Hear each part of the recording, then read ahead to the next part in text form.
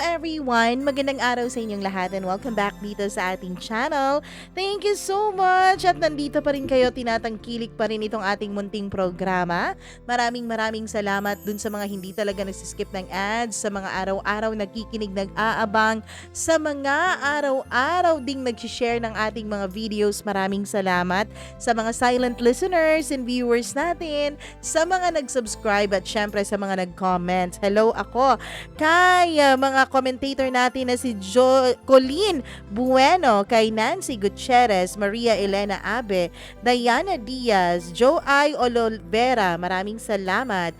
Maripe Casinaw, Sally Buma, Honey Vanch, Gretchen Gaurana, maraming thank you sa'yo. Hello rin kay Paulo Abinales, maraming salamat. Angeli Escarcha, hello rin kay Julian Ramilo.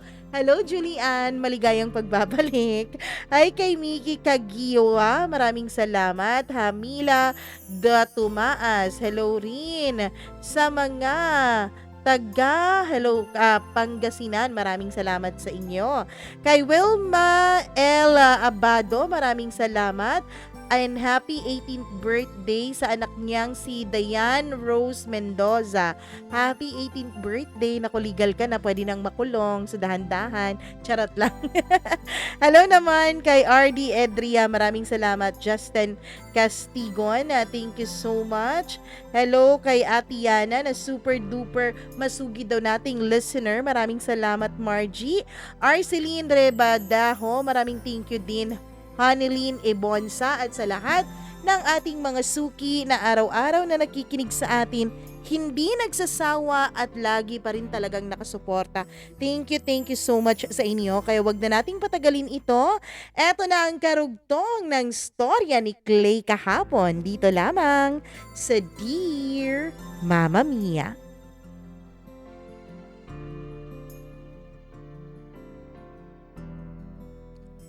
So, ayun na nga, Mama Mia. 1 week ako noong umiinom ng mga gamot na inireseta sa akin ng doktor. Pero, lagi na lang po akong nagsusuka. Parang mas lalo pong sumakit at naging mainiti ng ulo ko.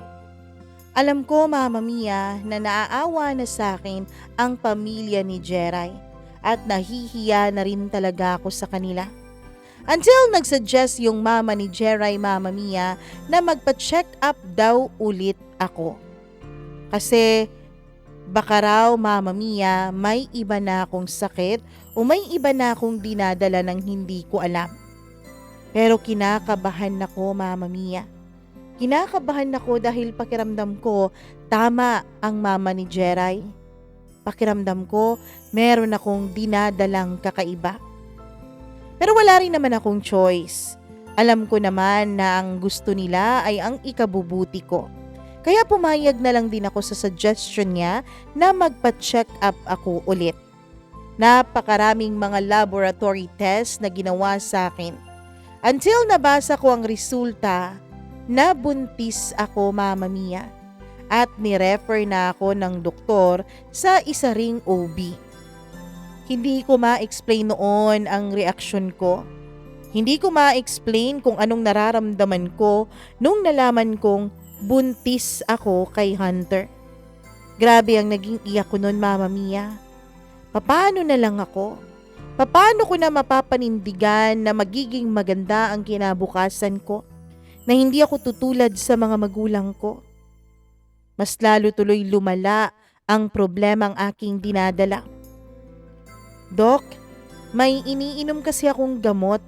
Safe po ba ito sa pregnancy ko? Pina-check ko sa OB yung mga medications na iniinom ko, Mama Mia. Tatawagan natin yung psychiatrist mo. Kasi may mga gamot dito na kailangang palitan at may mga gamot din na kailangang tuluyan ng tigilan.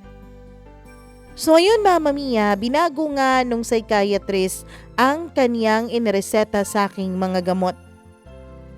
Je, anong gagawin ko nito? Nabuntis pa talaga ako ni Hunter. Girl, yang baby blessing yan. Kaya sana wag kang mag-isip ng kung ano-anong masama para sa baby nyo. Huwag mo naman sanang sisihin yung bata. Yung papa niyang may kasalanan sa'yo at walang kasalanan niyang bata, ha? Tandaan mo yan. Girl, kailangan ko na sigurong ipaalam ito sa mama ko. Sige, pupunta tayo sa inyo. Tawagan natin si Riri. Tayong tatlo ang haharap sa mama mo. Kaya yun, nagdesisyon kami na babalik na kami sa city. Agad kaming pumunta sa bahay ni Riri at sinundo namin siya para pumunta na kami sa bahay ni mama. O anak, bakit ngayon ka lang? Kumusta ka na? Parang nangangayat ka ata lalo ah. Sino ba naman ang hindi papayat na hindi naman talaga ako nakakakain, Mama Mia? Hindi sa dahil wala akong pagkain kundi dahil wala akong gana. At sa tuwing nakakakain nga ako ay isinusuka ko rin lang naman. Plus, hindi pa rin talaga stable ang mental health ko nung mga panahon na yon. Medyo naging okay na, nakakatulog na ako with the help of the medication. At siguro nga dahil buntis ako ay lagi talaga akong inaantok lalo na tuwing hapon. Ma, may sasabihin sana ako sa inyo. Hihingi ako ng tawad, ma, ha? Sorry, ma. Buntis ako. Hindi ko pa natatapos ang sasabihin ko nung bigla akong sinampal ni mama. Eto ba? Eto ba ang natutunan mo sa eskwela? Ang lumandi, ha? Oo, nakatapos ka nga ng pag-aaral mo. Pero anong resulta? Alam mo, nakakahiya ka. Mas lalo ka tuloy lalait-laitin ng mga tiyuhin at tiyahin mo. Tinichismis na nga tayo, di ba? Tapos dinagdagan mo pa talaga. Mabuti pa yung mga pinsan mo. Nakarating na sa iba't ibang lugar, sa iba't ibang bahagi ng mundo. Ikaw, hindi ka pa nga nakahanap ng trabaho, tapos may tropeyo ka na? Ano? Eto ba yung natutunan mo sa mga barkada mong napaka-supportive, ha? Bakit? Akala ko ba supportive sila? Ngayong buntis ka na, inihatid ka dito sa akin? Para ano? Para buhayin ko, palamunin ko? Binigyan kita ng freedom mo, Clay. Kasi malaki ang tiwala ko sa'yo. Akala ko iba ka. Mama Mia, kung ano-ano pang sinasabi ni mama sa akin na mga masasakit na salita. Hanggang sa hindi na nga nakatiis ang kaibigan kong si Risha. Ma'am, hindi sa nangingialam ako, ma'am, ha?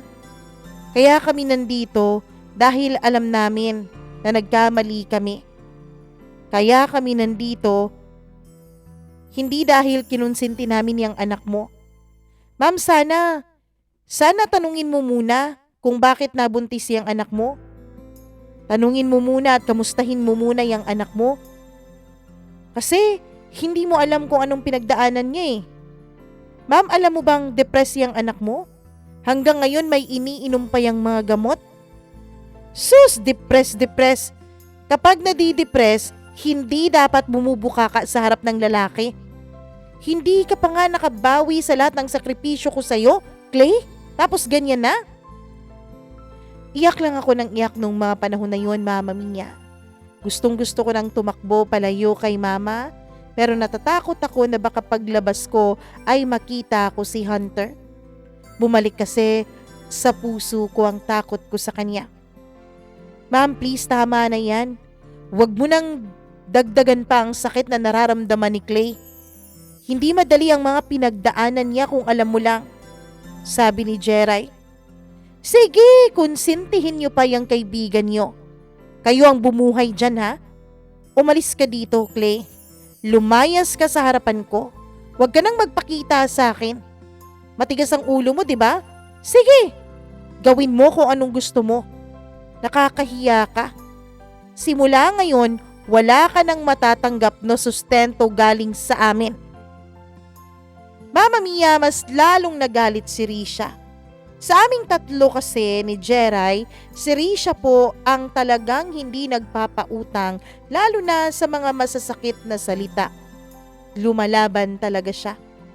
Siguro nga dahil para sa kanya ay sumusobra na ang mama ko ay tinaasan na rin niya ito ng boses. Sabi kong tama na ma'am, di ba? Oo, bubuhayin namin ang anak mo. Hindi na sasakit ang loob mo dahil hindi ka mag-aalaga sa kanya. Huwag kang mag-alala.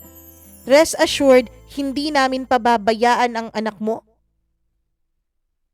Bago ka magpalayas ng anak mo, bago ka magsabi ng anak mo na hindi mo na siya aalagaan, sana tinanong mo ang sarili mo.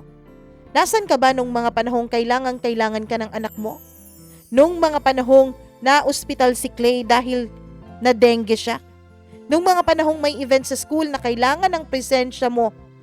Presensya ninyo ni Father. Teacher ka pa naman sa Catholic school. Kaya siguro busy ka. At si Father naman busy sa pagmimisag linggo-linggo, di ba?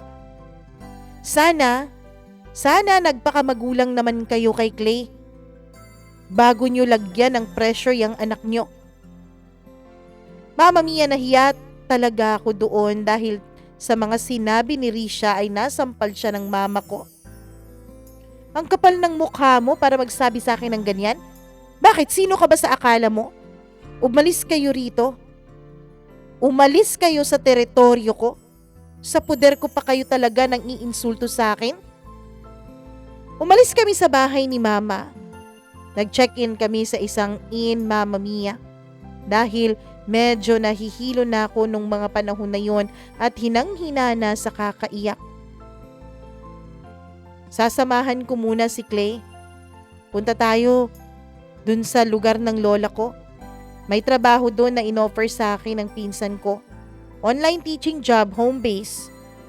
Pwede nating ma-manage ang time natin sa trabaho na yon. Para na rin maalagaan natin si Clay. Tulong-tulong tayo. Mama Mia, nagpaalam kami sa mga magulang ni Jeray na aalis kami at pupunta nga kami sa lugar ng lola ni Risha. Gusto sanang sumama ni Jeray pero natatakot ang papa niya. Dahil nga kasagsagan noong mga panahon na yun sa virus na COVID. Pati mama ni Jeray ay nagdadalawang isip na payagan ako kasi nga dahil sa sitwasyon ko. Pero hindi rin naman sila nakapalag, Mama Mia. Isa pa, nahihiya na talaga ako sa kanila. Pati nga ibang mga medicines ko, sila po ang sumasagot. Kailangan ko na meron akong sariling income kasi meron na akong baby na dinadala. Pinangakuan rin sila ni Risha at ng pamilya niya na may titirhan akong maayos doon. Tapos may magiging trabaho ako na home base lang naman kaya hindi masyadong pressure. Noon nandun na kami sa lugar ng lola ni Risha, online teaching talaga ang trabaho namin, Mama Mia. Like 51 Talk at sideline din kami sa ibang mga oras namin para sa ibang online teaching site. May mga insurances, consultation site, at nakakasustain talaga ako sa mga pangangailangan ko. Lalong-lalo na sa mga meds na kailangan ko during my pregnancy. Blessed talaga ako, Mama Mia. Dahil sa bahay doon, 4 lang kaming nakatira. Ang isa ay caregiver ng lola ni Risha. Kaya, Mama Mia, hindi naman din ako medyo nag-aalangan na kumilos doon. Sabi din naman ni Risha na dapat feel at home lang ako sa bahay nila. Hindi din ako masyadong lumalabas, tsaka lang ako lumalabas kapag prenatal check-up ko na. Buti na lang at walking distance lang naman ang lying in birthing clinic. Ang totoo niya, natuwa ako at nag-enjoy ako sa trabaho ko. Kasi mostly sa mga estudyante ko ay mga bata. Yun bang mga Chinese national or Thai or Japanese national na kailangan ng English tutor? Mama Mia, mahal din ako ng cousin ni Risha dahil isa rin itong single mom. Kaya relate na relate talaga siya sa akin. Alam niya na hindi talaga madali ang pinagdadaanan ko. Pero kahit na ganun, naramdaman ko pa rin talaga ang pagmamahal ni Lord sa akin. Kasi pinapaboran pa rin niya ako. And about kay Hunter, talagang iniiwasan ko ng makibalita sa kanya. Si Mama kahit Anong message ko sa kanya ay hindi siya nagre-reply at block din ako sa lahat ng mga social media accounts niya. Blinak niya nga siguro ako pati sa cellphone niya kaya hindi ko siya matawagan. Kahit nga ang papa ko ay hindi rin naman nagtanong o naghanap sa akin. Kahit sana maisip man lamang nilang anak pa rin nila ako. Kasi pagbali-balik na rin man ang mundo, pamilya pa rin naman kami, di ba? Pero nung mga panahon na yon, pakiramdam ko outcast ako sa sarili kong pamilya. Si Risha at Jeray lang talaga ang masasandalan ko sa lahat-lahat ng mga pinagdaanan ko. Blessed naman ako kahit hindi ako mahal ng mga magulang ko, ay mahal naman ako ng pamilya ng mga best friends ko. Extended family na nga ang turing sa akin, both sides ng aking mga best friends. Hanggang sa nakapanganak na nga ako ng isang baby girl via cesarean section talaga, Mama Mia. Nahirapan akong umiri kasi malaki po ang bata. Tapos delayed na po o overdue na po siya. Paranoid na ako nung mga panahon na yon, lalo pat lalong tumaas ang COVID case dun sa lugar kung saan kami naroroon. Dumadami na rin ang mga namamatay at dumadami na rin ang mga nagpa-positive sa COVID. Nagpositive nga ang pinsan ni Risha. Mabuti na lang at mild symptoms lang, Mama Mia. Pero syempre, nagpa-isolate pa rin siya away from home kasi natatakot siya para sa kanyang anak at para rin sa aking newborn baby. Meron rin kaming senior sa bahay. Ako nung mga panahon na yon ay tumigil ako sa pagtatrabaho ng mga 2 months. Mabuti na lang dahil lumipat doon ang dalagang pinsan ni Risha. Ang totoo ay kapitbahay lang naman namin siya, Mama Mia. Kaya dun siya natutulog sa bahay para alalayan ako sa pag-aalaga ng anak ko. Binibigyan ko na lang siya ng sweldo, Mama Mia, para makapagpatuloy ako sa aking pagtatrabaho. Grabe kung mag-follow up si Jeray at ang mama niya tungkol sa kalagayan ko. Natatakot sila, Mama Mia, dahil baka raw dumaan ako sa matinding postpartum depression. Kasi nga, hindi ba? Wala pa nga ako noong anak ay na-depress na ako. Paano pa kaya ngayon? Lagi nila akong pinapakiusapan na magpa-appointment na ako sa aking psychiatrist. Sumubok din naman ako, Mama Mia. At sa awa ng Diyos, napakalaking tulong din talaga sa akin ang baby ko para sa naging healing process ko. Ang baby girl ko, Mama Mia, pakiramdam ko binigay siya sa akin ng Panginoon dahil alam ng Diyos na siya ang makakatulong sa akin para tuluyang mag-heal ang mga trauma sa puso ko. Siyempre, may mga time pa rin na umiiyak ako.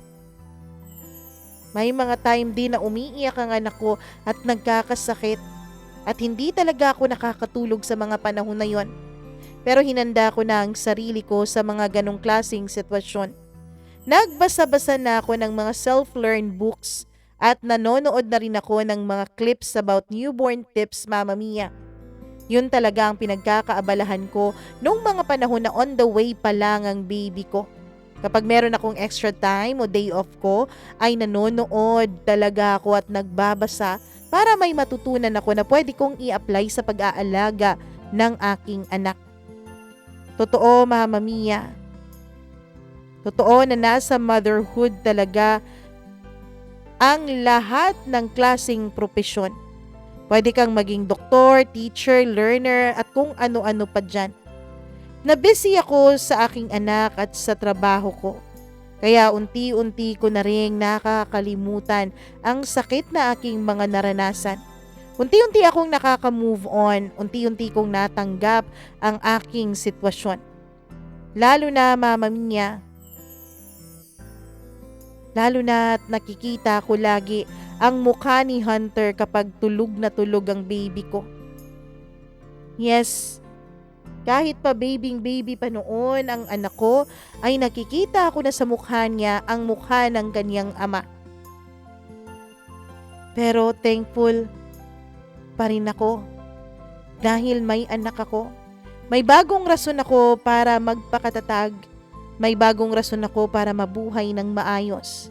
Nakakaramdam pa rin ako ng sakit, Mama Mia. May mga pagkakataon pa rin na nanginginig ako ng hindi ko sinasadya. Natatakot ako lalo't kapag naiisip ko na baka palapit na ng palapit sa akin si Hunter. Pero hoping pa rin ako na sana wag nang magtagpo ang landas naming dalawa. Yun lang talaga ang hinihingi ko sa Diyos. Sana hindi ko na makita pa si Hunter. Nag 1-year-old na ang anak ko and active ako noon sa social media pero naka-private yung account ko, Mama Mia. Ang mga nakakakita lamang, syempre yung mga friends ko doon. Nakakatakot kasi na baka makabalita si Hunter tungkol sa akin, lalong-lalo na tungkol sa anak ko. First birthday ng anak ko, medyo maluwag na nung mga panahon na yon. Allowed na ang bumiyahe pero strict pa rin sa mga protocols na kailangang sundin. May mga paswab pa rin kapag meron kang mga mild symptoms. Mama Mia, nag-uumpisa na rin nung mga panahon na yon ang vaccination. Marami na ang nabavaccine kaya siguro unti-unti nang lumiliit ang kaso ng COVID cases. Kaya naman bumiyahe talaga si Jeray para makarating siya on the day sa birthday ng anak ko. Kasi bawal pa ang social gatherings nung mga panahon na yon kaya hindi pa talaga nabibinyagan ng anak ko, Mama Mia. Pero nag-celebrate pa rin kami ng birthday niya ng kami-kami lang. Pagkatapos ng celebration ay nakatulog na agad ang baby ko sa kwarto namin. Doon ko na rin pinatulog ang tagabantay ng baby ko. At kaming tatlo ni Risha tsaka ni Jeray ay nag-uusap lamang sa may sala. Kasi ilang buwan na rin bago kami nakapag-usap tatlo ng ganito. Nakapag-picture na rin si Jeray sa baby ko at nakapag-picture na rin kaming tatlo. Hawak-hawak naming tatlo ang wine glass na dala niya at in-upload niya yon sa Facebook niya. Hindi ako nakatag at hindi rin nakatag ang location kung nasaan kami. Girl, nag-chat yung mama mo, nag-message request, sabi ni Jeray sa akin. Ha? Inaccept ko, girl, yung message niya. Naku, eto biglang tumatawag. Akin na, ako ang susagot, sabi naman ni Risha. Nakipag-video call si Risha kay mama. Iba talaga ang tapang ng kaibigan kong ito kahit nasampal na ng mama ko. Magandang gabi sa iyo, ma'am. Ano pong kailangan nila? Magandang gabi rin naman. Nakita ko yung picture ninyong tatlo ng anak ko. Ngayon ba yun? Kumusta si Clay? Kumusta ang bata? Hindi ko na siya makontak eh. Nasaan kayo ngayon? Okay lang naman po ang anak mo, ma'am. Sa awa ng Diyos, na kaya rin naman niya. Pwede ko ba siyang makausap? Nasaan siya ngayon? Agad inabot ni Riri sa akin ang cellphone ni Jeray. Ako naman ay nagdadalawang isip kung tatanggapin ko ba yun. Imagine after a year, tsaka lang kami magkakaroon ng communication ni mama. Para akong nahiya na natakot dahil baka kung ano-ano na naman ang sasabihin niya. Unti-unti pa nga akong nag-move on eh. Baka sisihin na naman niya ako sa kung ano-anong mga sitwasyon. Kaya gusto ko lang iwasan talaga na makarinig ng kahit na anong negatibo, Mama Mia. Ang gusto ko lang nung mga panahon na yon ay magkaroon ng positibong pananaw sa buhay para sa akin at para sa anak ko. Ayoko na rin kasi na magkaroon pa ng mga masasamang bagay sa utak ko dahil alam kong mas makakapangit yon sa mental health ko. Naawa din ako sa anak ko, Mama Mia, kapag magkakasakit ako dahil alam kong walang mag-aalaga sa kanya ng maayos. Kapag dumating na naman sa punto na magiging lutang na naman ako, ay kawawa talaga ang anak ko. Kaya inaalagaan ko hindi lamang ang physical body ko kundi maging ang mental health ko nung mga panahon na yon. Kausapin mo na, girl, mama mo pa rin yan, sabi ni Risha. Kaya tinanggap ko na ang cellphone na inaabot niya. Pagkatapos ay pumunta ako sa may kusina. Umupo ako sa may dining area. Wala talaga akong nagawa kundi kausapin si mama. Pero walang nagsalita sa aming dalawa. Nung magkita kami sa video ay nag-iyakan kaming dalawa nung mga panahon na yon. Kinakagat-kagat ko na ang labi ko para hindi ako maiyak ng husto. Para hindi ako humikbi ng humikbi pero hindi ko talaga napigilan. Anak, patawarin mo ko ha. Kumusta ka na? Ang bata. Okay lang naman ako dito ma. Okay lang din ang anak ko. Babae ang anak ko. Nasaan ka anak? Ma, nandito ako sa lugar ng lola ni Risha. Anak, ang tagal ko nang kinokontak yung number mo. Ang tagal kitang hinahanap. Pabalik-balik dito si Hunter. Siya ba ang papa ng anak mo, anak? Oo, ma. Lagi pa rin ba siyang nagpupunta dyan? Wala na akong choice nung mga panahon na yon kundi aminin na kay mama. Wala na rin namang point kung magsisinungaling pa ako. Alam mo, lagi kong sinasabi na hindi ko alam kung nasan ka dahil yun naman ang totoo. Wala akong masabi sa kanya dahil wala din naman akong kaalam-alam tungkol sa'yo. Ano ba ang plano mo? Okay ka lang ba dyan? Tawagan mo ako lagi anak ha? Para naman makakabalita ako tungkol sa'yo at sa apo ko. Hindi madali anak. Nagka-COVID din ako last time. Nung mga nakaraang buwan, buti na lang at nagamot ako. Buti na lang at umayos ang pakiramdam ko. Hinaawaan pa ako ng Diyos. Ikaw agad ang naaalala ko dahil ayokong mamatay nang hindi man lang ako nakahingi ng tawad sa'yo. Miss na kita anak. Grabe ang iyak ko nung mga panahon na yon nung marinig ko ang mga sinabi ni mama. Yun ang matagal ko nang gustong marinig mula sa mga magulang ko. Kung hindi pa siguro ako naging ina, ay hindi ko maririnig ang bagay na yun mula sa kanya. Matatagalan pa siguro bago ako makauwi dyan sa atin, ma. Napaka-risky pa rin kasi ng panahon ngayon, lalo na at may baby din ako. Nakakatakot. Huwag kang mag-alala, tatawag ako sa iyo lagi. Mama Mia, bumalik din ako sa pag-aaral dun sa lugar ni Narisha. Prof. Ed ang pinag-aaralan ko.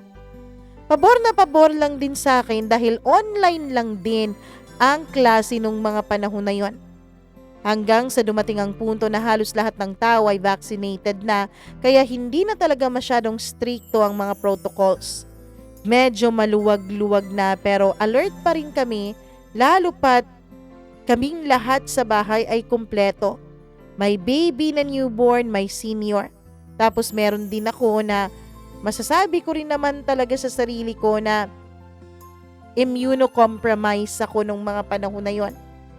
Wala na ring mga quarantine facilities nung mga panahon na yon kundi home quarantine na lang talaga ang ginagawa.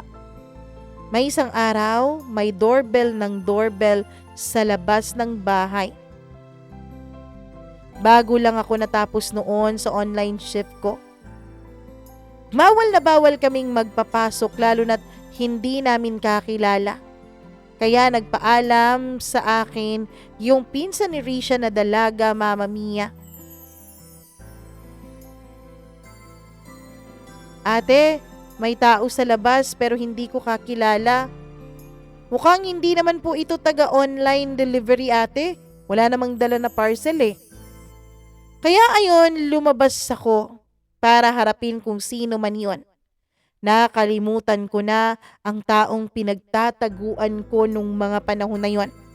Pero gulat na gulat ako dahil nandito siya ngayon sa harapan ko. Nasa labas si Hunter. Pwede bang makipag-usap sa'yo, Clay, kung maaari lamang? Napakakalmado ng boses niya. Inassess ko ang sarili ko. Hindi naman sa natatakot ako. Hindi ko rin naman gustong tumakbo ng mga panahon na yon. Wala na akong takot, Mama Mia. Bagkus ang naramdaman ko ay ang kagustuhang sampal-sampalin ng taong nasa labas ng gate. Dali-dali kong pinapasok si Mayang, yung pinsan ni Riri, at pinabantayan ko ang anak ko sa kanya. Sabi ko, tawagan si Riri. Sabihin na importante. Agad namang nakalabas si Riri, Mama Mia, pero ako ang una niyang nilapitan. Umalis ka dito, Hunter. Huwag ka nang manggulo pa dahil tahimik na ang buhay ko. Wala na tayong dapat pang pag-usapan. Marami tayong dapat na pag-usapan, Clay. At alam mong hindi ako aalis dito hanggat hindi tayo mag-uusap dalawa. Dito lang ako. Alam kong matigas talaga ang ulo ni Hunter. Hindi talaga ito aalis, Mama Mia, kung hindi niya makukuha at magawa ang gusto niya. Kaya sinabihan ko si Riri na kakausapin ko na lang siya para matapos na ang lahat. Binuksan niya ang gate. Si Hunter, Mama Mia, ay pumasok at ako ang naunang umupo sa wooden table set na nasa may garahe ni Riri. Tatlo kaming nag-uusap noon. Expected ko na rin naman na talagang matutuntun ako ni Hunter sooner or later. Dahil alam na ni Mama ang address ko. Sir, sana itong pagpunta mo dito, hindi ka nagdala ng gulo, ha? Kasi okay na itong si Clay eh. Hindi ko rin siya iiwan sa'yo. Hindi madali ang mga pinagdaanan ni Clay sa mga kamay mo. Pasalamat ka na lang at hindi kami nagsumbong.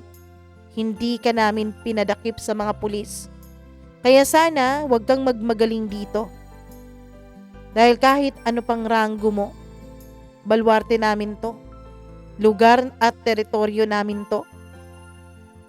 Huwag kang mag-alala, hindi ako manggugulo. Makikipag-usap lang ako ng maayos tungkol sa karapatan ko sa bata. Hindi ko naman ine-expect na papatawarin mo agad ako, Clay eh. Pero handa akong mag-antay kung kailan mangyayari yon. Kay Mama nalaman ni Hunter tungkol sa pagbubuntis ko. Sinabi na rin kasi sa akin ni Mama na kinumpronta na siya ni Hunter, Mama Mia. Ang kapal naman ang mukha mong mag-claim ng rights mo para sa anak ko. Bakit nagpakita ka pa? Hindi kita kailangan at walang may gusto niyang karapatan na pinaglalaban mo.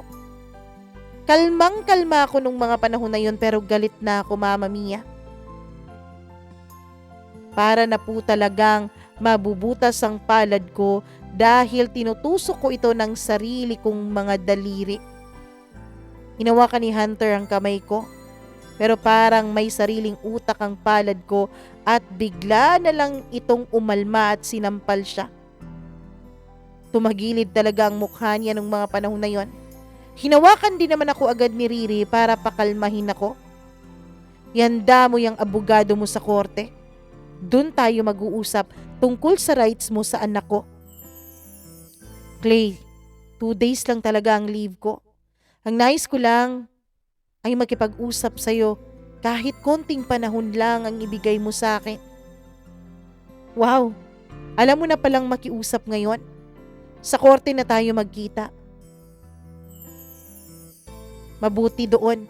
Baka mas maiintindihan mo ang paliwanag ng ibang tao kesa sa akin. Walang ibang nagawa si Hunter. Umuwi na lang siya, Mama Mia, nang hindi nakakahawak sa anak ko. 3 months later, pero sa loob ng 3 months na yon ay message si Hunter sa akin. Hindi lang sa akin kundi pati kay Riri. Nakikiusap tungkol sa baby. Pero hindi namin siya pinapansin. Hanggang sa may isang araw, Mama Mia, andun na naman si Hunter at bumisita na naman. Ang gusto ko sana ay magkaharap kami sa harap ng isang abogado tungkol sa bata. Papayag daw siya, Mama Mia, dahil ang gusto niya raw ay magpakaama sa anak ko. Kaya ayon, nagharap kami sa mediator kasama namin ang kanya-kanya naming mga abogado. Wala na rin naman akong plano na dalhin pa sa korte o mag-file pa ng case tungkol doon dahil naaawa pa naman ako sa anak ko. Wala pa siyang kamuwang-muwang pero nalagay na sa kaso ang kalagayan niya. Gusto ko lang talaga na meron kaming mga legal terms ni Hunter tungkol sa bata. Kasama pa niya ang mga magulang niya at 3 kapatid na babae. Sa totoo lang, mabuti ang pamilya ni Hunter kung titignan mo ang itsura nila. Wala din naman akong nakitang masamang pagtingin nila sa akin. Doon sila na shock, Mama Mia. Nung ibinahagi ko na ang tungkol sa aking mga napagdaanan. May past medical diagnosis. Lahat-lahat kailangan mong sabihin sa isang mediator para dun pa lang ay makapagbigay na siya ng advice kung ano ang dapat naming gawin. Advice din naman yon ng legal counsel ko na sabihin ng totoo para may possibilities na lahat ng favored rights ay mapunta sa akin. Lalong-lalo na ang rights tungkol sa baby ko. Sinabihan ko sila tungkol sa aking medical diagnosis. Not to blackmail pero parang related lang din talaga ang lahat. Para naman magkaroon ng kahit katiting na konsensya itong si Hunter. At doon ko rin nalaman, Mama Mia, na hindi pala natuloy ang kasal ni Hunter. Kaya ayun, tahimik na tahimik lamang siya. Parang nagmumukmuk na siya nung mga panahon na yon pero patuloy pa rin siya sa pakikiusap. Kasi parang pinagalitan, pinagsabihan na siya nung mediator na yun eh. Sinabihan siya nung mediator na kung itutuloy ko ang kaso ay talagang tatablan siya ng kaso, Mama Mia. Ang akin lang naman, sir, visiting rights at gusto kong sumuporta din sa anak ko. Ayokong lumaki ang bata na hindi niya ako kilala. Ma'am, sabi nung mediator referring to me. Hindi din naman natin may pagkakaila na may karapatan din naman si sir sa bata. Pero nasa sayo pa rin ang desisyon tungkol dyan. Pero dahil nga dapat masunod ang batas, hindi naman kayo mag-asawa. Kaya ikaw talaga ang may karapatan kung tutuusin sa anak ninyo. Nag-elaborate pa yung mediator, Mama Mia, tungkol sa mga rights namin bilang mga magulang ng bata. Paternal rights, pero talagang headshot pa rin si Hunter sa family code at vow si Mama Mia. At dahil nahulog na parang illegitimate child niya ang anak ko, pero sa mediator pa lang, hindi ko na ma-imagine ang madadaanan o mapagdadaanan ng anak ko. Baby pa lang ang anak ko, Mama Mia. Kahit anong mangyari, ipaglalaban ko naman talaga ang anak ko. Kasi sabi nga nung mediator, lahat ng batas sa Pilipinas ay papabor talaga sa akin bilang isang single mother.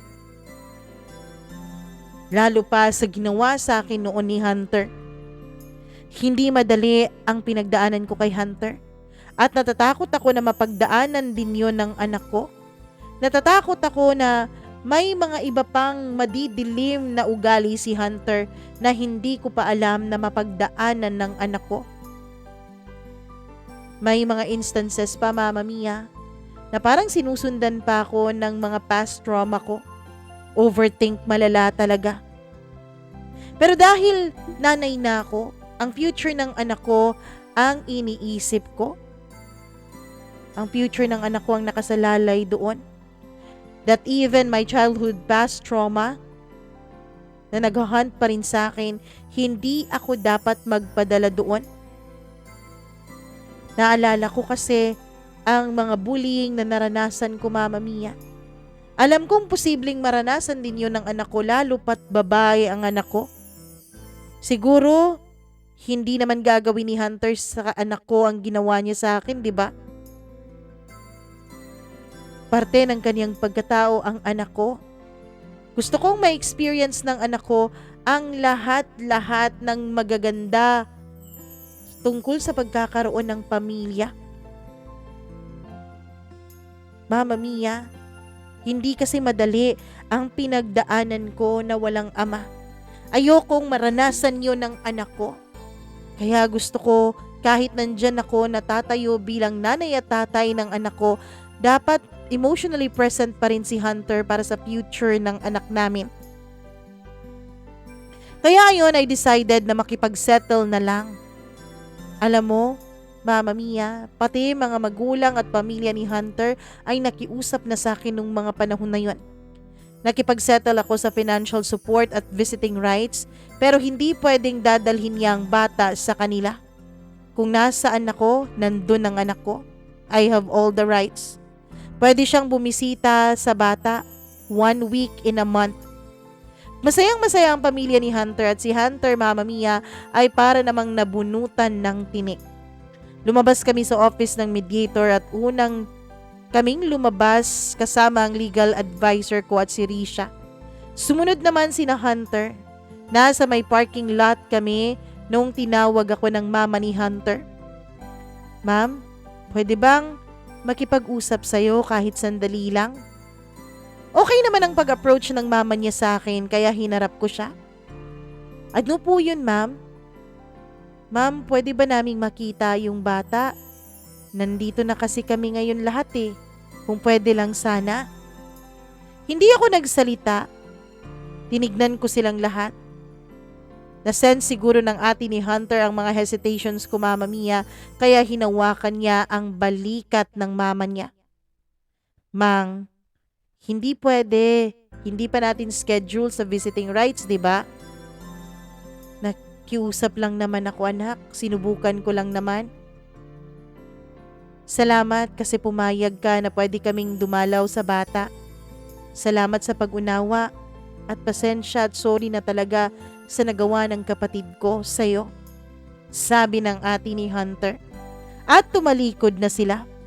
Pero ewan ko ba, Mama Mia, para pong tinutusok ng karayom ang dibdib ko nung mga panahon na yon nung tinitignan ko ang disappointed na mukha ng mga magulang ni Hunter. Sandali lang. Nasa loob lang ng sasakyan ng bata. Halika, ma'am. Tawag ko sa kanya. Para talagang nabuhay ang kanilang mga kaluluwa at agad-agad at excited silang sumunod sa amin. Nasa sasakyan lang po ang pinsan ni Risha at ang baby ko. Kinatok ko ang bintana at binuksan naman ng pinsan ni Risha ang pintuan at hawak-hawak niya ang baby ko. Pagkatapos ay binigay niya ito sa mama ni Hunter. Mama Mia, nag-iyakan silang lahat. Pati tuloy ako ay hindi mapigilang maiyak sa kakanood sa kanila. Ang papa ni Hunter at si Hunter ay namula ang mga mata habang tinitignan ng anak ko. Naku, iho, para naman ikaw ito nung bata ka pa, pero babae lang. Mama Mia, alam ko naman, ewan ko kung nasabi ko dito sa sulat ko na kamukhang kamukha ng baby ko ang papa niya. Kinuha naman ni Hunter ang bata mula sa kaniyang mama at mas lalong tumulo ang luha sa mga mata ko. Napakasakit isipin. Kasi noon, akala ko hanggang pagkainggit na lamang ako kapag nakakakita ako ng bata na karga-karga ng kaniyang ama. Hindi ko kasi naranasan yun eh. Akala ko hindi na yun mararanasan ng anak ko. Mabuti na lang at naranasan ito ng anak ko, Mama Mia. Ito namang si Hunter ay nakakaiyak din ng mga pinagsasasabi niya sa anak niya. Tumutulo na ang mga luha niya at hindi ko na rin mapigilan, Mama Mia, ang mapaluha na rin ng husto. Nak, andito na ang papa ha? Makakarga na kita, nak. Mahal na mahal kita. Dito ako medyo nakampante na tama nga rin ang desisyon kong nakipagsettle ako sa kanila. Pagkatapos ng maikli nilang reunion ay nagbiyahe na kami papauwi. Yung luha ko ay napalitan naman ng tawa, Mama Mia. Kasi habang nagdadrive si Riri ng sasakyan, ay punas siya ng punas sa kanyang luha. Totoong matapang si Riri na pagkababae, pero napakadali lang din niyang paiyakin. Talagang kinurot pa niya ako sa tagiliran ko nung nakita niya akong pinagtatawanan ng itsura niya. Mula noon ay malaya nang nakakabisita si Hunter sa amin. Pero ako naman, Mama Mia, ay talagang binabantayan si Hunter at binabantayan din ang sarili ko. Para sa bata lang ito. Hindi ito dapat mas lumalim pa. Meron din ako mga pag-overthink na baka itakas ni Hunter ang anak ko. Yun ang kinatatakot ko, Mama Mia. Paminsan-minsan ay bumibisita si Hunter kasama ang mga magulang niya. Minsan naman mga kapatid lang niya. Yung mama niya ay talagang excited at nakikipag-video call halos gabi-gabi sa bata. Hindi kasi siya masyadong nakakapagbiyahe kasi nga risky din ang sitwasyon dahil sa COVID. Nung dumating na ang 23rd birthday ko ay kumpleto silang lahat. Sinama pa ni Hunter yung mama niya at mga kapatid niya pati na ang papa niya. Sinama din nila si mama at nag-celebrate kami sa isang exclusive resort. Close na rin ako nung mga panahon na yun sa pamilya ni Hunter. Lagi kasi talaga kaming magka-video call. Mama Mia, aside kay Hunter, ang mga kapatid niya ay nagbibigay din ng financial support para sa bata. Sobra-sobrang binibigay nila sa napirmahan namin dun sa aming agreement. Pero kami ni Hunter ay very civil lang din talaga kami sa isa't isa. Kapag may tanong siya, sinasagot ko. Nilalapitan lang niya ako kapag may tanong siya. Minsan, Mama Mia, ay nagtatanong siya ng kung ano-ano para siguro magkaroon kami ng mas malalim na conversation. Pero syempre, hindi ko na yon pinapatulan pa. Hindi na ako masyadong nagsasalita kapag bumibisita siya. Ang pinapaharap ko na lang sa kanya ay ang pinsan ni Risha na siyang yaya ng anak ko. Very civil talaga kami ni Hunter sa isa't isa. Hindi kasi talaga madali ang napagdaanan kong pang-aabuso mula sa kanya. Mama Mia, nung mga panahon na yon, inisip ko, tuluyan kaya akong makakapagpatawad kay Hunter? Hindi ko na rin naman napapanaginipan ang masama kong karanasan sa kanya. Kaya lang, hindi pa rin talaga ako lubos na nakakampante kung nagbago na nga talaga si Hunter o kung may mga ugali pa siyang hindi ko nakikita. Ang relasyon naming dalawa ay hanggang co-parenting lang talaga sa anak naming dalawa. Lalo na kapag nagkakasakit ang bata, ay nakikita ko talagang nag-aalala ng sobra itong si Hunter. Hindi talaga siya nakakatulog. Kahit hindi niya visiting hours or visiting days, ay tumatawag siya sa akin at nakikiusap na kung pwede ay makapag-video call siya at wag ko lang daw patayin para namomonitor niya at nababantayan pa rin niya ang anak namin kahit natutulog kaming dalawa. Minsan naman, Mama Mia, yung tagabantay ng baby ko ay tinatawagan din ni Hunter. Kasi gusto niyang nakikita na natutulog ang anak namin. Parang obsessed siya sa anak niya. Ano yon? Tanong ko sa tagabantay ng anak ko nung tinawag niya ako. Nag-chat si kuya ate. Sabi niya, lagyan daw kita ng kumot, baka raw giniginaw ka na. Kasi masyadong maginaw raw yung aircon na settings mo. Si Hunter ang ibig niyang sabihin, kuya. Kahit busy si Hunter sa kanyang trabaho, ay lagi pa rin siyang nangangamusta sa amin. Lagi pa rin niyang tinitignan ng monitor, Mama Mia. Oo, video call. Minsan nga naisip niyang magkabit na lang ng CCTV na pwedeng i-connect sa cellphone niya pero hindi ako pumayag. Kasi parang may nagbabantay sa amin 24 hours dun sa kwarto ng anak ko. Nakakahiya naman sa ganon, hindi ba? Hanggang sa dumating ang birthday ng lolo ni Hunter. I mean ng lolo ng anak ko, which is papa ni Hunter. 70th birthday niya nung mga panahon na yun at nakiusap siya na kung pwede, kasama niya ang baby ko sa pagse-celebrate nilang pamilya. Mama Mia, bali pangatlong apo niya ang baby namin ni Hunter pero nag-iisang babae ito. Small family lang din kasi sila ni Hunter. 4 na magkakapatid sina Hunter, Mama Mia.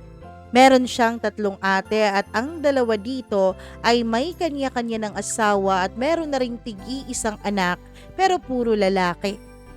Ang isa naman niyang ate ay wala pa pong asawa at wala rin pa pong anak. Nag-overthink ako malala nung mga panahon na yon. Papayagan ko kaya ang anak ko? Baka kung mabuli ito ng mga ibang relatives ni Hunter. Kasi 'di ba ikakasal na dapat si Hunter doon sa dati niyang girlfriend? Paano na lang? Paano na lang kung mabuli ang anak ko? Mama Mia, hindi pa rin talaga ako kumbinsido noon na pasasamahin ko ang anak ko kay Hunter. Nagdadalawang isip pa rin talaga ako. Hanggang sa nag-volunteer itong si Risha, Mama Mia, na sasamahan niya kami. Pero nahihiya ako. Nahihiya ako sa kaibigan ko. Kaya lang follow up sa akin ang mga ate ni Hunter. Pati na rin yung kaniyang mga magulang ay nagsuggest na sunduin na lang daw kami. Alam mo, magpapa-home service na lang kaya tayo. Magpaganda tayo, girl, bago ka umuwi doon. Kasi baka meron siyang mga relatives, 'di ba, na pangit yung pag-uugali. Nakakahiya naman na i-chismis ka nila tapos hindi ka maganda. Dapat kapag i-chismis ka nila, dapat maganda ka pa rin, 'di ba? Kaya dapat, nako, ayusin natin yung kulot mo. I-define natin yan. Magpaganda tayo. Ito talagang si Risha ay wala talagang ibang alam kundi ang makipagbardagulan sa kung sino-sino na lamang. Malayo po ang lugar ni na Hunter. Kailangan mo pa pong sumakay ng eroplano. Hindi na ako nagpasundo pa kay Hunter at ang sinabi ko ay sa airport na lang kami susunduin. Mabilisan lang din naman kami sa kanila at 1 week lang po ang naging leave ko mula sa trabaho dahil makikiselebrate lang din naman kami ng birthday. Noong pumunta kami ng airport ay nandoon na sila. Dire-diretso ang kanilang pagsalubong sa amin. Silang lahat ay yumakap talaga sa anak ko. Ang anak ko naman ay kilala na talaga ang papa niya. Masasabi kong nung mga panahon na yun ay papa's girl na po ang anak ko. Expected pagdating namin sa bahay ni na Hunter ay napakarami pong mga bisita. Pero hindi pa talaga yun ang mismong birthday celebration. Pa-welcome home pa pala yun para sa amin kasi first time ko rin doon sa bahay nila. Hindi din naman talaga maipagkakailang kamukhang kamukha nila ng ang kanila ang anak ko. Kaya sa walang pagdududa, anak talaga ni Hunter ang baby ko. No doubt sila doon. Pero ang totoo, Mama Mia, ay halos matunaw na ako sa kahihiyan at discomfort na nararamdaman ko. Mabait naman ang pamilya ni Hunter. Approachable naman yung mga tita at tito niya. Ako lang talaga itong napakaraming ino-overthink. Baka ngumingiti lang ang mga to sa akin pero deep inside ay may nasasabi na silang hindi maganda para sa akin. O baka kung ano-ano na lang ang naiisip nila tungkol sa akin. Napakarami ko kasing insecurities, Mama Mia. Siguro naramdaman ni Hunter na hindi ako komportable kaya ilang saglit pa pagkatapos naming kumain ay inaya na niya akong magpahinga na sa kwarto. Kasi nung mga panahon na yon ay halos magwawala na rin ang baby namin. Kaya kailangan ko na itong palitan ng damit. Pagpasok na ko sa kwarto ay tsaka pa nag-sink in sa akin ang lahat. Bakit ako dito dinala ni Hunter sa loob ng kwarto niya? Nilagay ko na si baby sa kama. Si Hunter naman ang nagbibihis sa anak niya. Lagay mo na lang yung mga gamit nyo dyan sa may aparador ha. Nilipat ko na yung ilan kong mga damit at gamit dyan para may space kayo. Wag na, dito na lang sa loob ng maleta. Mabilis lang naman kami dito eh. Hindi na siya nagsalita at patuloy siya sa pagbibihis ng anak namin. Pagkatapos Mama Mia ay nakiusap at nakisuyo ako sa kanya na kung pwede ay timplahan niya ng gatas yung anak namin. May milk bottle din ito Mama Mia kasi hindi nakakatulog itong aming anak na hindi humahawak at nagdedede. Bukas ang pintuan ng kanyang kwarto kaya naririnig namin ang conversations mula sa kusina. Dahil napakaingay nila at ang kwarto na yon ay malapit lang din naman sa may kitchen. Narinig ko pa na tinutukso-tukso ng iba niyang pinsan at tito. Si Hunter nung nagtitimpla na ito ng gatas para sa anak niya. Hindi na raw fundador ang hawak-hawak niya kundi feeding bottle na raw para sa baby. Pagkatapos niyang ipagtimpla ng gatas sa anak namin ay pinatulog na rin niya. Ako naman ay nagbihis na rin sa banyo. Magaling ka palang magpatulog ng bata. Alam mo, ako kasi ang tagabantay ng mga pamangkin ko dati eh. Nahihiya ako noon at halos hindi ko gustong lumabas kasi nandun sa labas ang mga tita niya at iba pa niyang mga kamag-anak. Hindi ako komportable din na kami lang ni Hunter ang nasa loob ng kwarto. Kaya naman Mama Mia mas pinili ko na lang lumabas. Nandun sila sa may garden. Lumapit sa akin ang isa sa mga ate ni Hunter. Yung mama at papa ni Hunter ay retired na po at nakapag-focus na lang sa kanilang garden na mga flowers. Yung iba ay binibenta nila lalong-lalo na yung mga rare plants. Shock na shock ako dahil mamahalin po ang mga bulaklak na nandoon. Hindi naman po ako masyadong plantita pero alam ko po ang tungkol sa mga bulaklak. Na-amaze ako lalo na dun sa mga malalaking bulaklak na merong mga malalaking dahon. Alam kong effort na effort talaga ang pag-aalaga sa mga pananim na yon. Mama Mia, sa mga ate ni Hunter ay hindi naman din ako masyadong nahihiya na. Medyo naging close na rin naman kami. Kinagabihan ay tinawagan kami ni Mama at dun kami sa bahay niya nag-dinner kasama si Hunter. In-invite din ni Hunter si Mama sa birthday ng papa niya. After dinner ay bumalik din kami agad sa bahay ni na Hunter. Pagdating sa bahay nila ay bising-busy na ang lahat sa paghahanda dahil bukas na po ang event. Pinatulog ko na lang si baby sa kwarto pagkatapos ay lumabas ako sa sala para makatulong sa mga gawain. Nandun ako sa may likuran ng kanilang dirty kitchen area. Nandun din ang iba niyang mga pinsan at mga tito na nag-iinom habang nagpe-prepare ng mga lulutuin. Kami naman ni Hunter ay salitan kami sa pag-check ng baby kung kumusta na ito sa kwarto. Kasi baka dahil sa sobrang ingay ay nagigising na ito. Bising-busy kami sa pagtulong sa pagde-decorate nung bigla akong nilapitan ni Hunter. Ga, malapit nang mag-alas 11. Matulog ka na dun. Tabihan mo na si baby. Sila na dyan. Mama Mia, biglang nanlaki ang mga mata ko. Bakit niya ako tinawag na ga? Yun ang endearment namin nung kami pang dalawa. Nakainom na siguro tong taong to. First time ko talagang nakita na totoong nakainom at may tama na si Hunter. Nag-overthink malala na naman ako nung mga panahon na yon. Baka nakalimot na naman itong si Hunter at baka kung ano na naman ang gagawin niya. Hindi ako nakasagot at nakapagsalita. Tumango na lamang ako dahil nag-agree din naman ang mga ate ni Hunter na sila na raw ang tatapos doon. Hindi ako agad nakatulog dahil sa sobrang pag-overthink ko. Tatabi ba si Hunter sa akin mamaya? Grabe ang pag-a-assess ko noon sa sarili ko, Mama Mia. Ano ba tong nararamdaman ko? Hindi ko na nararamdaman ang takot na naramdaman ko dati kay Hunter. Nakita ko kasing sincere ang pinapakita niya at ng pamilya niya sa akin, sa aming dalawa ng anak ko. Kay Hunter, Mama Mia, totoong wala pa rin akong tiwala sa kanya. Tapos idagdag mo pa si Risha na talagang nagre-remind sa akin na baka magpaisa na naman daw ako kay Hunter. Nakatulog na ako sa sobrang pagod sa pag-overthink ko. Mag-aalauna na siguro ng madaling araw nung magising ako dahil biglang may humila sa kumot na nakatakip sa katawan ko. Paglingon ko, Mama Mia, ay bigla akong niyakap ni Hunter. Para akong nanigas sandali.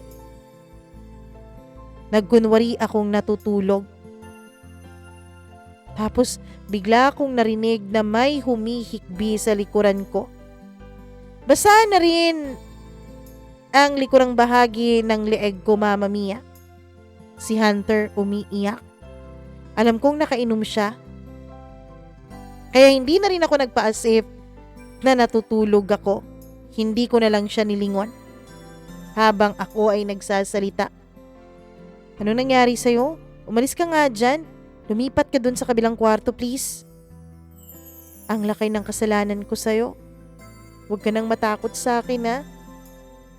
Aalagaan ko na kayong dalawa ng anak natin. Sana maging akin na lang kayo. Sana dito na lang kayo. Mama Mia, natatakot na ako nung mga panahon na yon.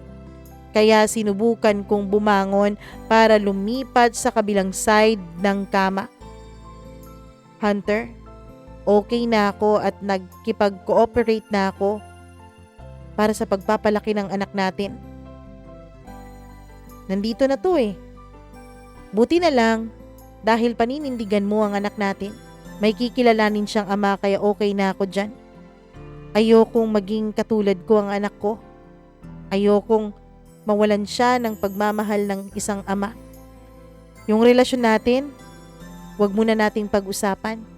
Hindi pa ako nakakapagdesisyon dahil napakahirap pang i-digest ang lahat-lahat. Lalo na ang mga pinagdaanan ko. Sana maintindihan mo. Hindi sumagot si Hunter, Mama Mia. Bumangon siya at inarrange niya sa cabinet ang mga damit ni baby at iba pang gamit personal hygiene ko. Nilagay niya yon sa banyo. Hindi pa pala siya lasing. Nagbisi-bisihan lang din siya nung mga panahon na yon. Ako naman ay nakatulog lang ulit. Kinabukasan ay may liwanag na nung magising ako. Nakita ko na magkayakap silang dalawa ng anak niya. Naligo ako at pagkatapos kong maligo ay nagbihis. Pumunta ako ng kusina dahil ready at syempre abalang-abalang lahat. Naghahanda na sila ng mesa para sa breakfast. Tapos may isang kasamang babae ang isang ate ni Hunter na parang halos kaidaran ko lang din. Jen, ito ang mama ni baby. Yan ba ang pinalit ni kuya kay Ate Marie, ate? Mama Mia, hindi talaga ako handa dun sa sinagot nung Jen na pinsan pala ni na Hunter. Anong pinalit? Tulog na ba si baby Clay? Si Hunter? Tatawagin ko na ha. Tawagin mo na rin yung ibang tao kasi kakain na tayo. Ginising ko si Hunter.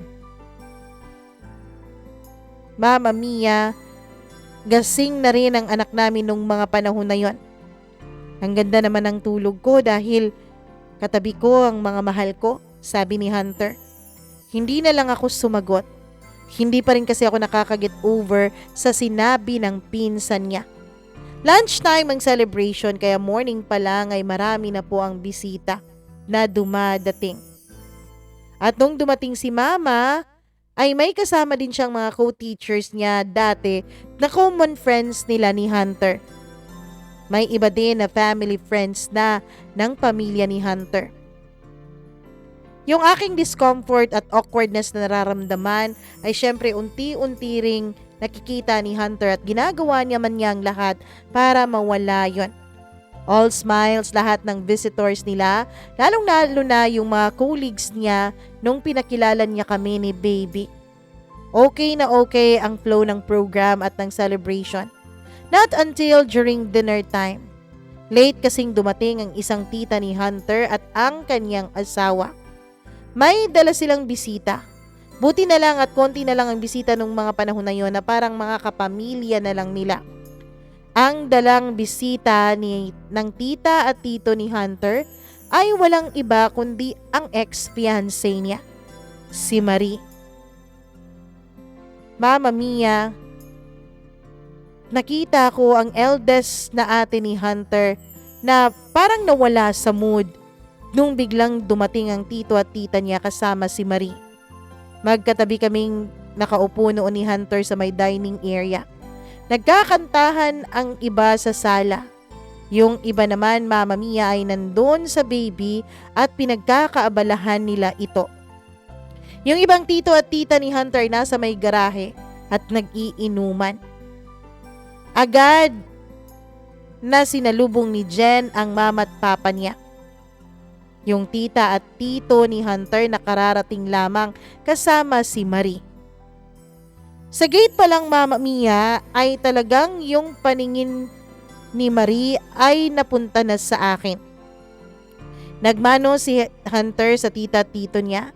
Pagkatapos ay pinakilala niya ako at ang baby namin. Si Marie pala, sabi niya, pero alam kong alanganin ang pagpapakilala niyang yun sa amin.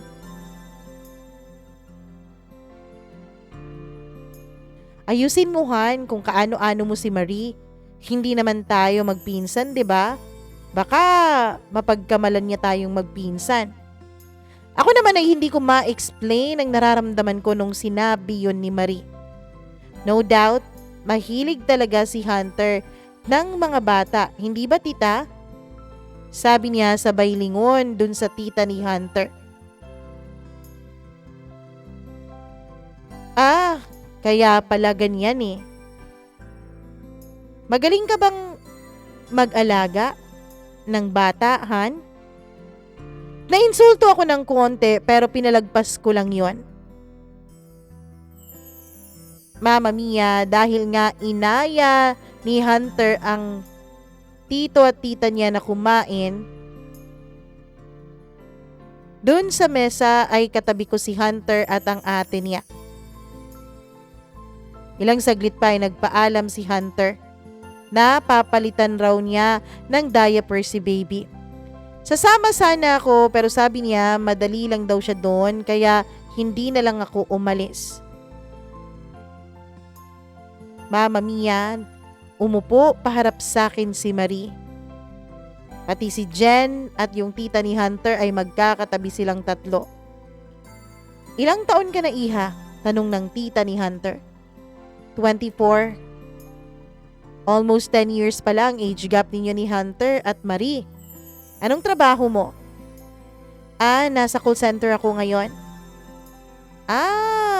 Marami talagang call center dyan sa lugar na yan eh. Kasi may mga nightlife dyan, di ba? Alam mo naman na record holding dyan ang mga taga-call center na mga night owl. Tapos kung ano-anong mga ginagawa sa gabi.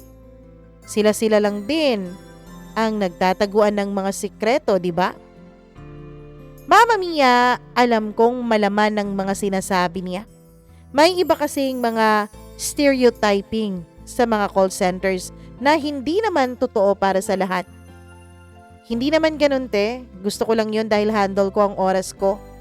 Aside sa meron akong anak, ay nag-online teaching din ako.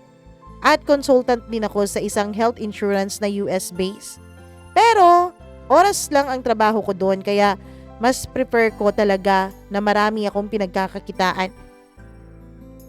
Mostly ba ng mga call center, tita, hindi mga degree holder, right? Sabi ni Marie. Mama Mia, muntik na talaga akong mapamura nung mga panahon na yon pero tinitiis ko lamang.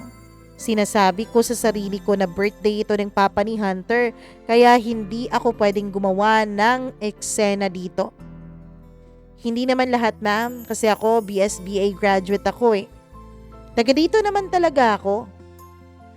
Yes, marami na akong narinig tungkol sa'yo. Kasi nag-research din ako eh. May nakapagsabi kasi sa akin kung sino ang pinalit ni Hunter sa akin.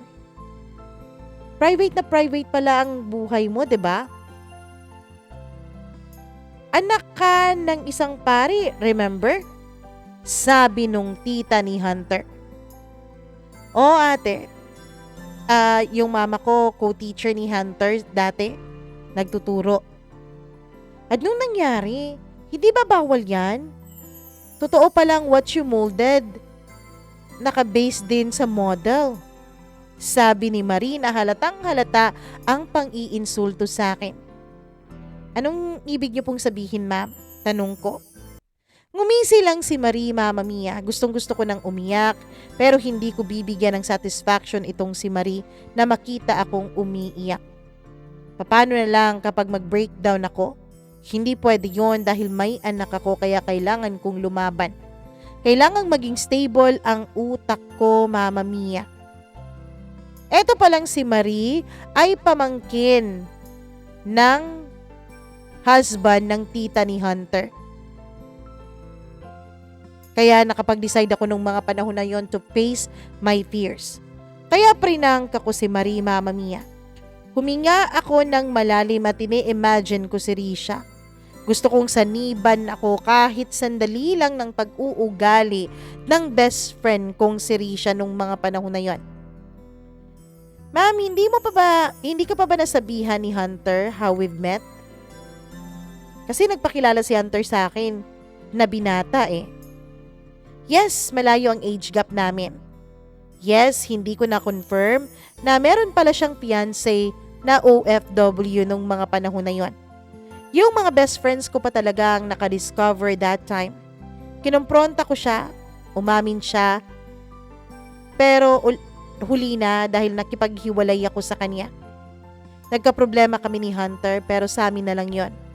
Hanggang sa nalaman kong nabuntis ako, pero nagtago ako kay Hunter that time kasi ayokong maging dahilan para hindi matuloy ang kasal ninyo. Nag-expect nga ako na kasal na kayong dalawa eh. Huwag kang mag-alala, co-parenting lang itong sa amin ni Hunter. Pwede pa rin kayong magpakasal as long as hindi mo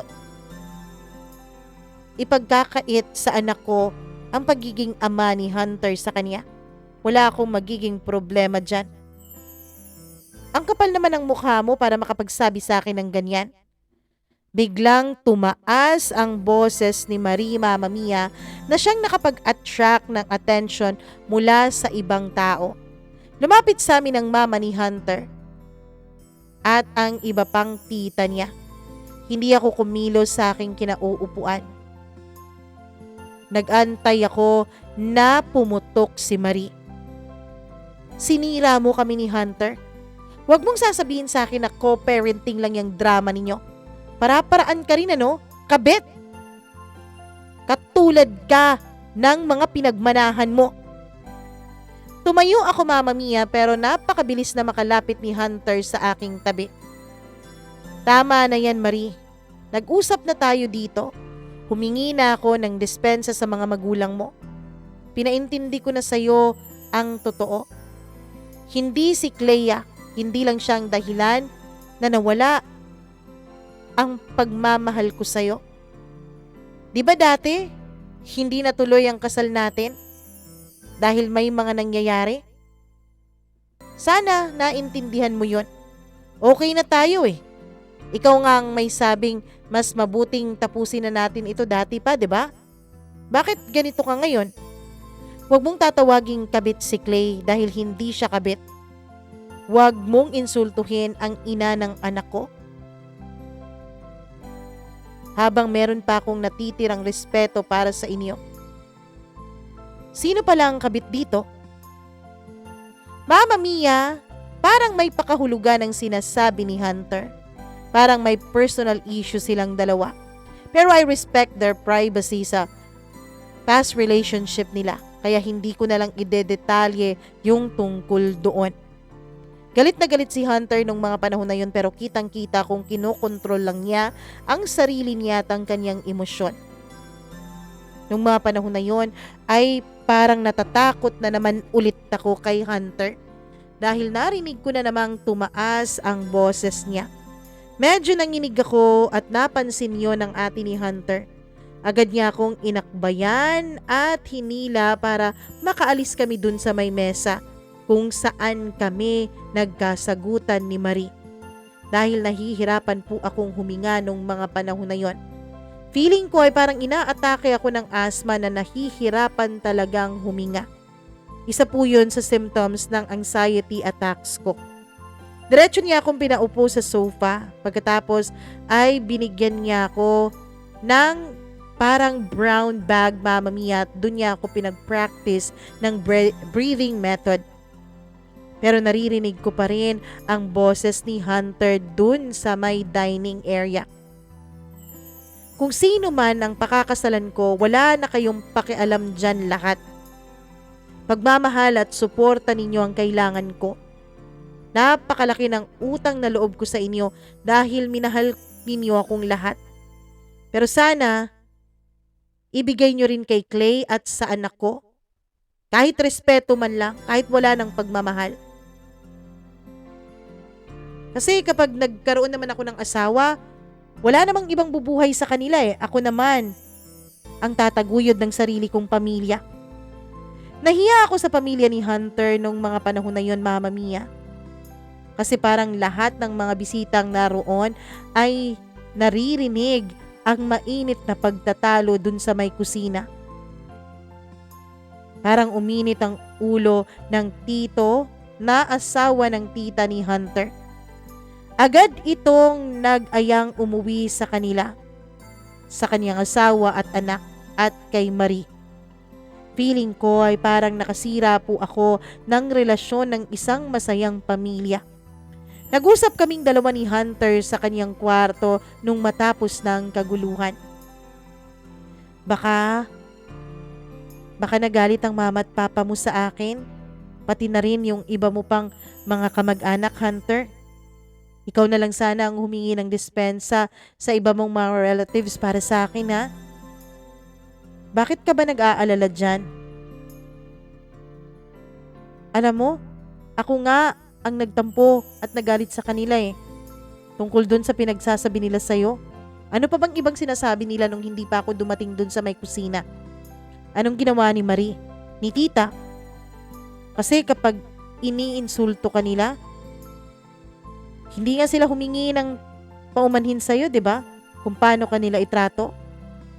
Yumuko na lang ako at hindi ako nakasagot kay Hunter. Hindi ko rin naintindihan ang nararamdaman ko nung mga panahon na yon. Kasi dinependahan niya ako kay Marie. Sa mga reactions din ng kanyang relatives, hindi ko na alam kung anong iisipin ko noong mga panahon na yon, Mama Mia. Niyakap ako ni Hunter. Diba sabi ko sa'yo, hindi ako mag-aasawa kung hindi ikaw ang magiging asawa ko. Handa akong mag-antay sa'yo, Clay. Huwag kang bumitaw, kaya natin to. Nandito lang ako. Babawi ako sa lahat ng naging kasalanan ko sa'yo.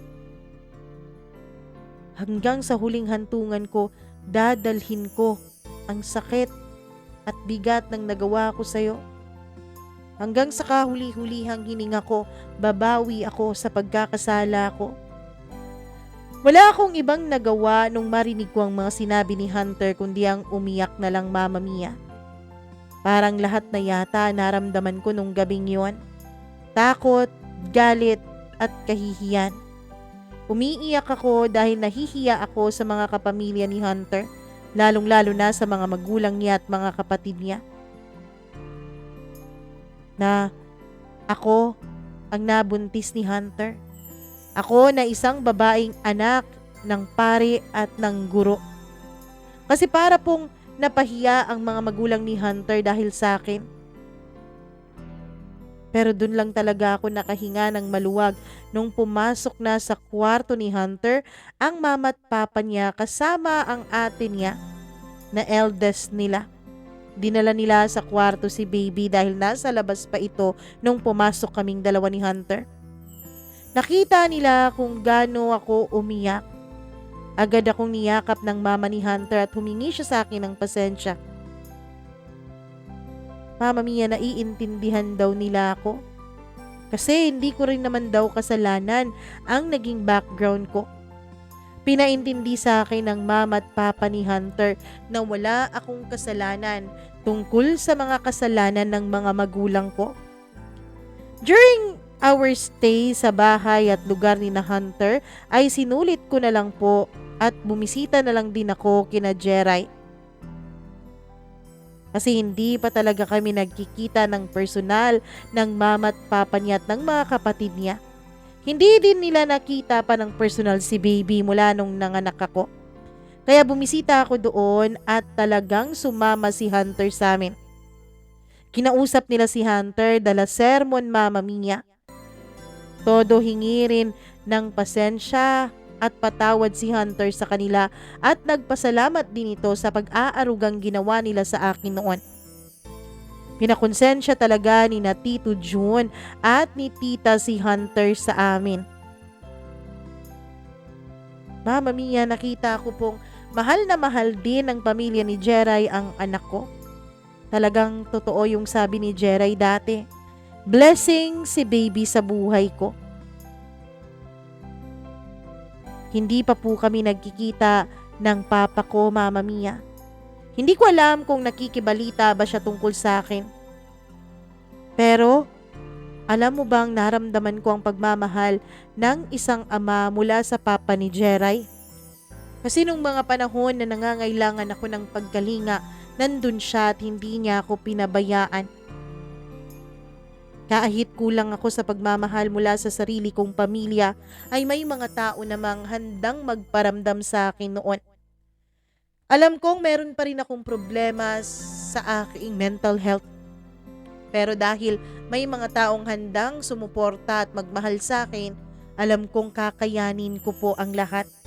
Lalong-lalo na dahil nandito na sa tabi ko ang anak ko.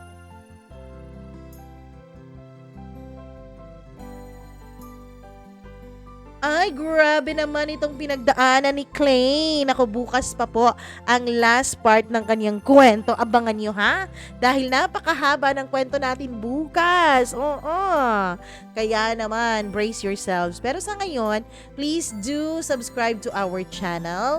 Huwag nyo pong kalimutan na mag-click ng notification bell para lagi po kayong na-update sa tuwing meron po tayong video na inilalabas. At huwag nyo rin kakalimutan, ito, isa sa pinaka-importante, mag-share ng sarili ninyong kwento. Mag-email lamang po mamamiacdo0317@gmail.com. Ako po ang inyong nag-iisang Mama Mia. Maraming salamat sa inyong walang sawang pagsuporta, pagmamahal at pakikinig at panonood dito sa ating channel. Hanggang bukas pong muli. Paalam!